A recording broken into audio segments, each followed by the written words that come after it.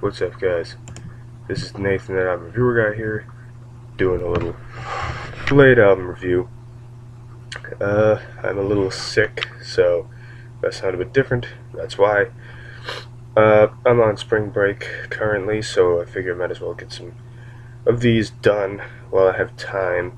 I am a bit behind. I know I said I wasn't gonna do the same thing I was doing last year, but sometimes you just can't control these things. I've been a bit busy, so that's kind of why I haven't been putting reviews out as much. That, and I didn't have much planned for January anyway.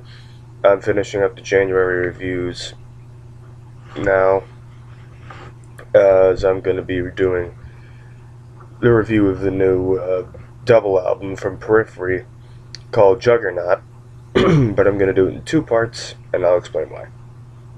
So, this is part one, Juggernaut Alpha. This is the first part of Periphery's third album. Periphery is a band that I've given a shot in the past, but I didn't really get into them. I was never really into the whole gent thing, but I decided to give them another chance and check out the new double album, Juggernaut. Now, I decided to review this album in two separate parts because, well, everybody else has been reviewing it as a whole, and personally, I like to be different. Therefore, I'm reviewing Alpha and then Omega right after in two different videos. So, yeah. I've noticed from listening to Periphery, though, that they are not your typical progressive metal band, and that's definitely not a bad thing. Gent is a subgenre of prog metal that I never really found the appeal in. I'm not saying it's a bad type of music, I'm just saying I never really got into the subgenre myself. But, to each his own. This album has 10 tracks, and it spans over the course of a little over 41 minutes. And the flow on the album is interesting, because it goes from some hard-hitting songs to some softer songs, and also there's an instance where one song flows perfectly into another one, and of course I'm talking about how Heavy Heart flows perfectly into the event, and how the event flows perfectly into the Scourge.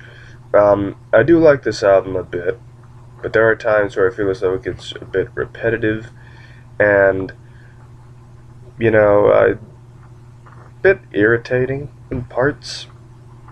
The voice of the lead singer of Periphery kind of reminds me of the voice of the lead singer of Crown the Empire, and my goodness, I don't need to get into that again.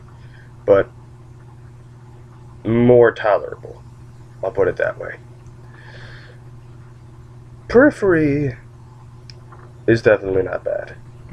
Like I said, I didn't really get into them at first, but